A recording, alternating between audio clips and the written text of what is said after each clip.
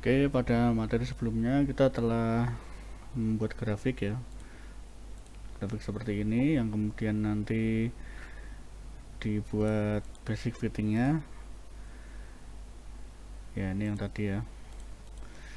Nah, persamaan ini yang kita masukkan untuk mendapatkan nilai row. Jadi kita sudah belajar tentang grafik.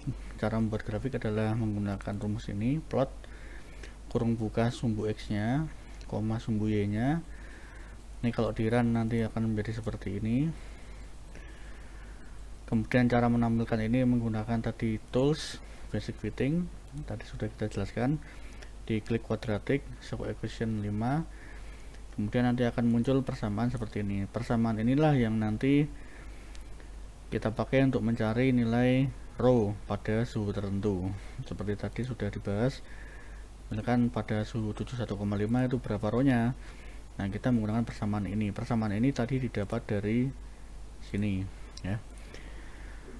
Nah, ini kalau kita run, jadi pada temperatur 71,5 row-nya adalah 977,12, itu untuk air. Ada cara kedua, yaitu menggunakan interpolasi ya.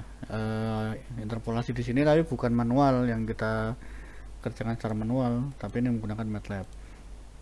Jadi interpolasi itu kita sama ya, seperti tadi kita bikin dulu matriksnya. Ini adalah matriks T suhu, yang ini adalah matriks row. Nah, kemudian kita klik, misalkan row pada suhu 71,5 itu kita beri nama X ya. X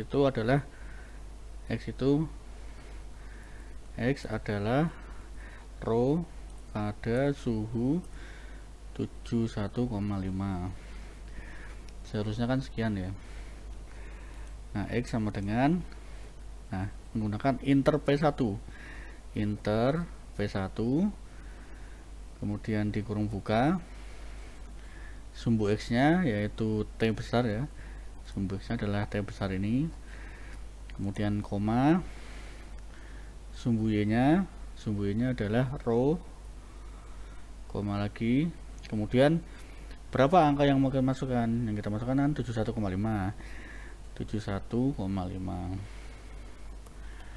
Oke, kita run. Oke, hasilnya adalah seperti ini, sehingga pada suhu 71,5 massa jenisnya adalah 976,93. Itu adalah hasil dari interpolasi. Nah, pada suhu 71,5 hasilnya dari interpolasi adalah 976,93 ya. Ini kurang lebih hampir sama ya, hampir sama, beda selisih 0,2 ya. Jadi itu cara kedua. Cara tadi pertama menggunakan grafik, cara kedua menggunakan interpolasi. Kemudian timbul pertanyaan, kapan kita menggunakan grafik, kapan kita menggunakan interpolasi. Jadi grafik ini digunakan apabila ada grafik yang sesuai ya, misalkan ini 9780 ya. Nah, misalkan ini kita tadi menggunakan basic fitting. Nah, apabila di pilihannya salah satu dari pilihan ini ada yang grafiknya berhimpit dengan grafik aslinya, maka sebaiknya kita menggunakan grafik saja, jangan menggunakan interpolasi ya.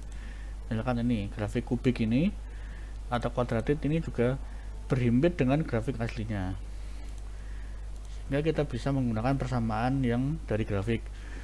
Akan tetapi kalau grafik ini tidak ada yang sama dengan pilihannya di sini, maka sebaiknya kita menggunakan interpolasi. Misalkan grafiknya ini kita ganti, ini kita ganti 960, ini kita ganti 9110, ini kita ganti 920. Kalau kita run, nah ini grafiknya jadi seperti ini. Ini kalau kita beri basic fitting, tidak ada yang memenuhi, kuadratik juga tidak memenuhi, kubik juga tidak memenuhi, tidak ada satupun grafik yang bisa menyamai grafik seperti model ini.